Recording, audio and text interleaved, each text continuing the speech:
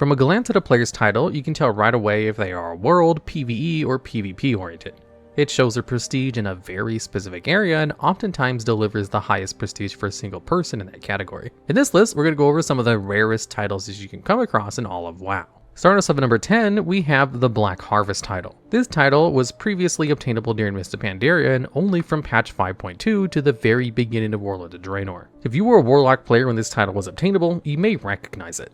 But to the uninformed player, this title was awarded to Warlocks who completed the special Green Fire scenario during Mists of Pandaria. This scenario was created exclusively for Warlocks, and to begin the quest chain for the Green Fire, you would need to loot the Sealed Tome of the Lost Legion. This tome would drop from a large assortment of rare NPCs along the Isle of Thunder at complete random. It was pretty rare to come across, but wasn't to actually bind and pick up if you were to come across it, as the tooltip text implies. You had to have a Warlock character bind it to themselves first with a Hellstone to start the quest chain, so you could mail it to your characters, friends, or even sell the auction house for a considerable amount of gold. Once you obtained the tome and started the quest chain, however, you would eventually arrive at Black Temple.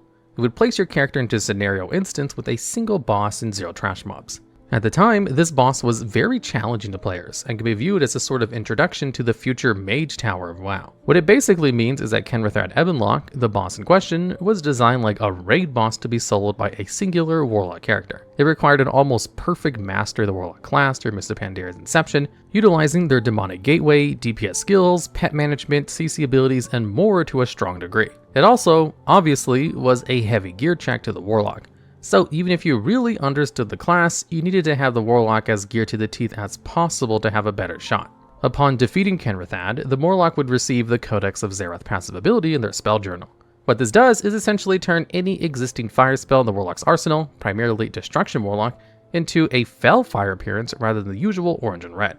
It also would make a Demonology Warlock's demon form from Metamorphosis into a green color rather than the usual purple. But this, like the title, Metamorphosis, was removed. Basically, if it was fire, it was now green, including the Dread and Felsteed class mounts. It was really only Affliction that didn't get much love from this questline, and the removal of Metamorphosis, it seems only the Destruction Warlocks are winning. Regardless, you can still do this questline if you want it for your character, and you can go back and turn off the green fire whenever you so choose also. However, this Of the Black Harvest title was awarded to Warlock players who specifically killed Kenrithad during Mists of Pandaria when it was the current expansion.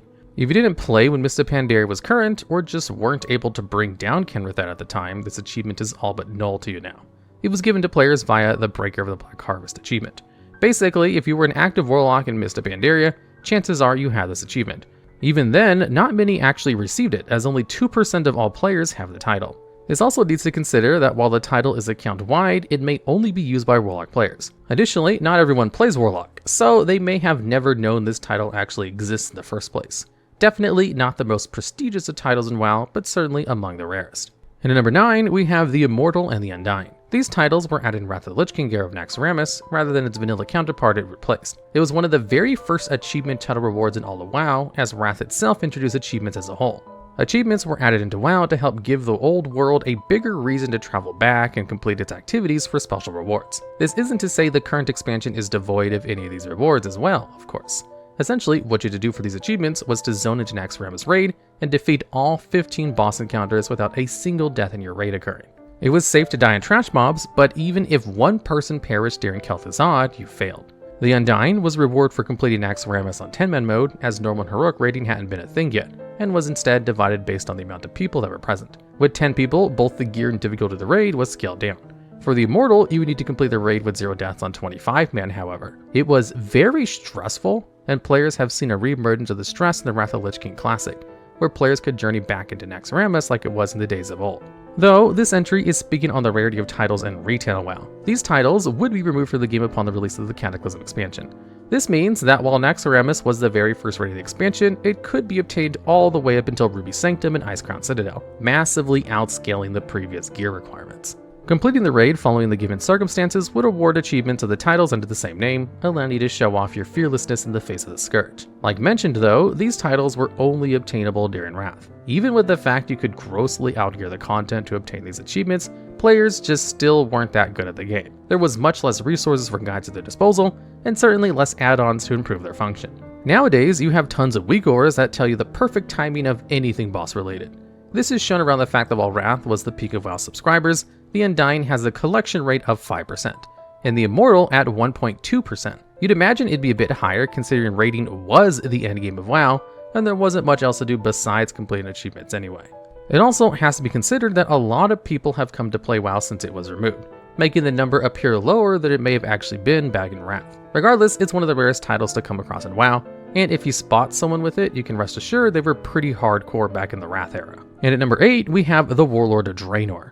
This title is awarded to players who complete the achievement of the exact same name. Essentially, what you had to do was complete every single Nemesis quest at the Gladiator Sanctum within your garrison.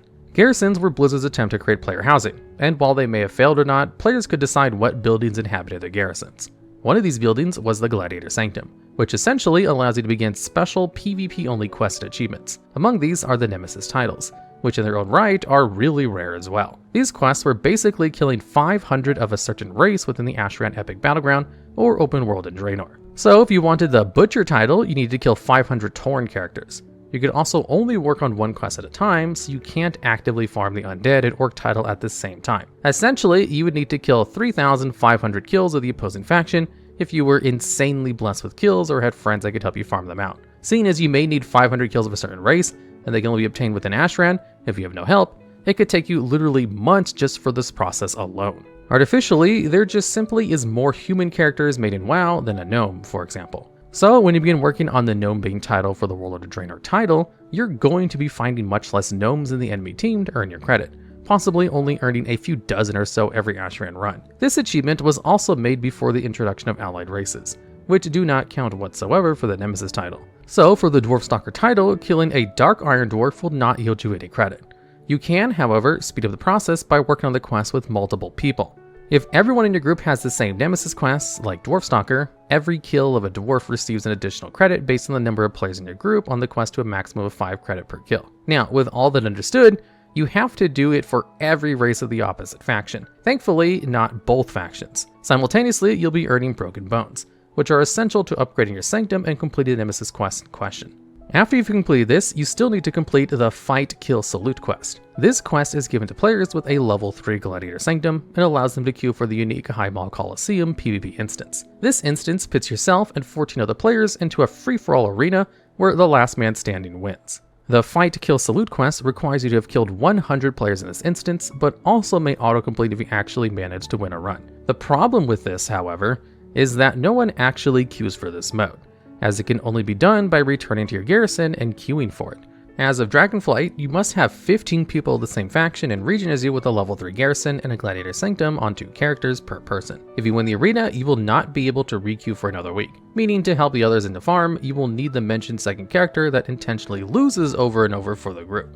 So in order to effectively meet the final criteria of this title, you need 14 other willing players completely willing to commit with you and perform high communication. Once this is all done, you will earn the Warlord of Draenor title for your character. It's just a stupidly long grind of PvP and surprisingly can still be obtained in WoW. But you can see the annoyance of this title and why only 1.6% of players would have it 10 years after its addition.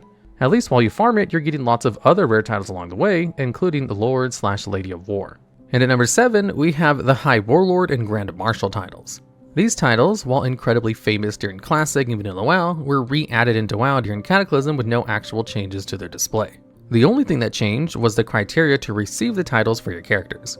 To obtain the titles, now you need a rating of 2400 or above in rated battlegrounds. It cannot be achieved in arenas of any sort and only in rated battlegrounds. It may be compared that in 3v3 arenas, a 2400 rating is considered Gladiator and above. So it's basically that, but in the 10 versus 10 format of Battlegrounds. Originally, Vanilla WoW, you had to hit rank 14 in the existing honor point system. This basically derived an absolutely massive grind of killing players in the open world and completing Battlegrounds. Every week, your rank points would go down by 20%, meaning basically 20% of your progress just got lost. So you need to get it back as fast as possible every week to ensure you never fall behind. Upon hitting the maximum rank after hundreds of hours, you would receive the Grand Marshal tile for Alliance and High Warlord for Horde permanently. So at least once you did it once back in the day, you never had to do it again. In modern WoW though, it's hitting 2400 in RBGs, which can be pretty difficult nowadays. A big reason for this is not many people queue into RBGs anymore, and even then you need to hit a much higher rank than available to the average person. Essentially, a player with this was either insanely dedicated back in the day, or plays a lot of RBGs. And at number 6, we have the Trainer title. In Mists of Pandaria, Blizzard would introduce a new system into players of form of pet battles. This is a turn-based Pokemon-inspired system where you take the mini little critters of WoW and make them fight against one another. It came with its own leveling system, creature types, and creature counters based on its type. It also had a PvP mode that you can queue into that basically just places you into a 1v1 battle against a random player of probably equal skill and level as you. For the Trainer title, you would need to win a massive 1,000 PvP pet battles with a team of level 25 pets. This was rewarded via the Deadly Pet Brawler achievement. The problem with this grind is that basically no one actually interacts with the PvP aspect of pet battles, if they mess with pet battles at all. It's not a forgotten system from Blizzard whatsoever, as even in Dragonflight and War Within, it continues to be iterated upon by Blizzard, showing people do continue to use it. It's certainly a system designed for the most casual or actually devoted of WoW, as it's super easy to understand and not difficult to get involved with. The queue times for PvP pet battles can be pretty lengthy, as it's just generally not interacted with. You can find the button to queue for these brawls at the bottom right corner of your pet journal tab. It could be a good few minutes or more for just one person to find you, and then you have to actually win the pet battle. The person you're facing against might just have a better pet battle team or get a tad bit luckier than you by landing a critical hit, for example.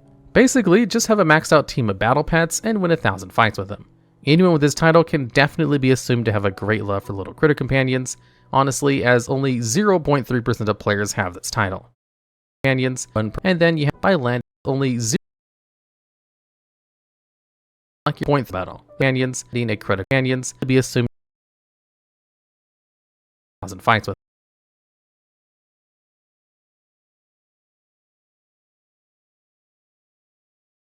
And at number 5, we have the Con title added in patch 5.2 of Mists of Pandaria. This title will be rewarded upon completing its namesake achievement, a massive PvP meta achievement that yields a completion rate amongst all WoW players at 0.3%. In order to complete this achievement, you must earn the Master of Battleground achievement for Battle for Gilneas, Twin Peaks, Temple of Kantmogu, Island of Conquest, and Silver Shard Mines. For each battleground, you must win 100 of each of them. And after this, it branches into the uniqueness of each battleground. With a Battle for Gilneas, you must capture 50 total flags, defend 2 bases in a single battle, win the battleground after being down 500 resources from the enemy, win in under 6 minutes, capture and defend a base in a single run, gas under the double rainbow, win the enemy faction scoring 0 points, capture 2 bases in a single run, defend 10 bases, win 10 battles for Gilneas while controlling all 3 flags, win by 100 points or less, and get 10 honorable kills at each base in a single battle. And this is just for the Battle for Gilneas, and completing these achievements can already be considered basically impossible by the vast majority of players, and for the most part,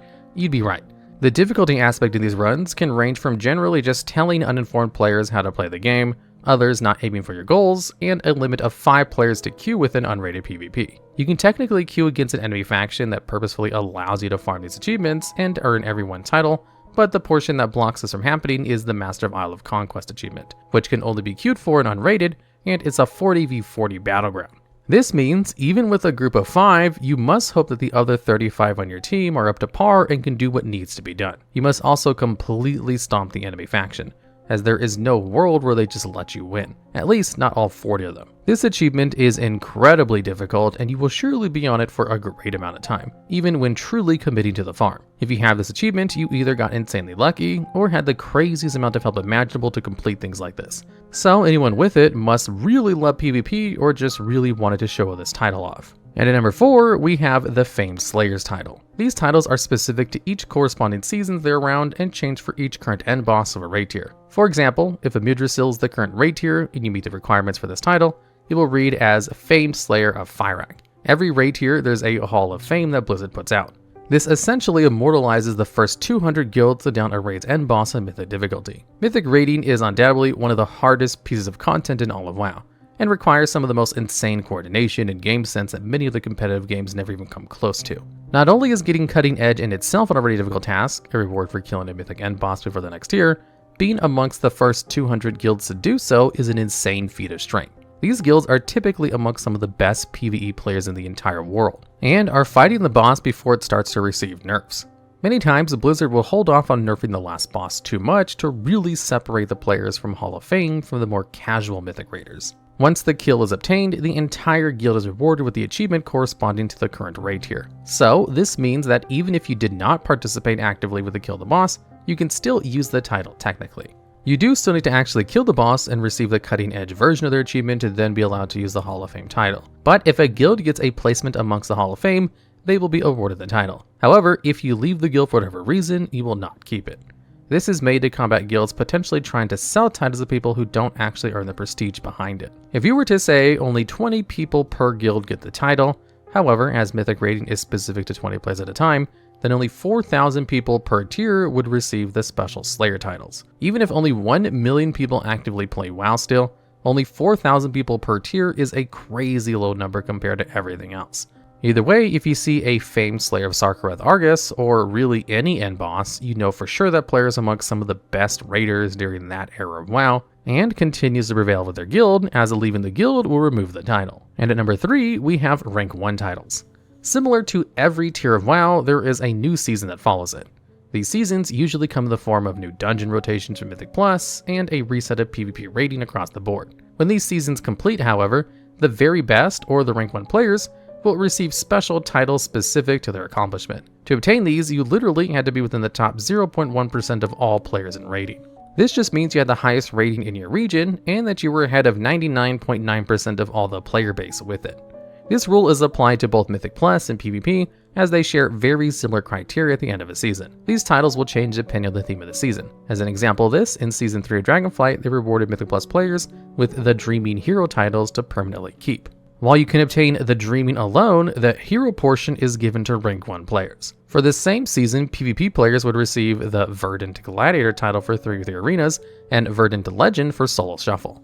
This number is never the exact same, and depending on the cutoff of actual rating, as some teams have tight scores, may increase or decrease the amount of people who get the titles. So not only did you have to play when the season was current, you had to literally be the very best in the entire genre of the game to obtain these titles. On average, only about 50 to 100 players per region get these titles per category at a time, so just seeing them with it is one of the factors in its rarity. To help give some further perspective, the Obsidian Gladiator title from Season 2 Dragonflight has a collection rate of 0.0057% amongst all known accounts. The tradition of these seasons started all the way back in the Burning Crusade, with the Vengeful Gladiator title only being shared amongst the 0.0021% of WoW players in the world. The Mythic Plus and Solo Shuffle editions weren't added until very recently in WoW, so the rank 1 title of 3v3 players has been a long known standstill. These guys mean the absolute business when it comes to pushing WoW to its limits. And at number 2, we have the Realm First titles.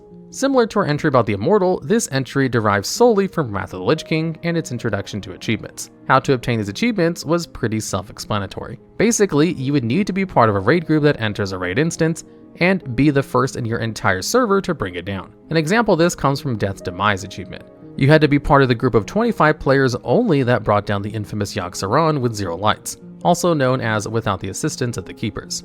If you happen to be in one of these groups, you definitely were playing night and day like crazy, as these titles would immediately retire per server if you were not quick enough. You could definitely be worthy of the title, but lose to another guild in record time and would become legitimately impossible to obtain something like Death's Demise again.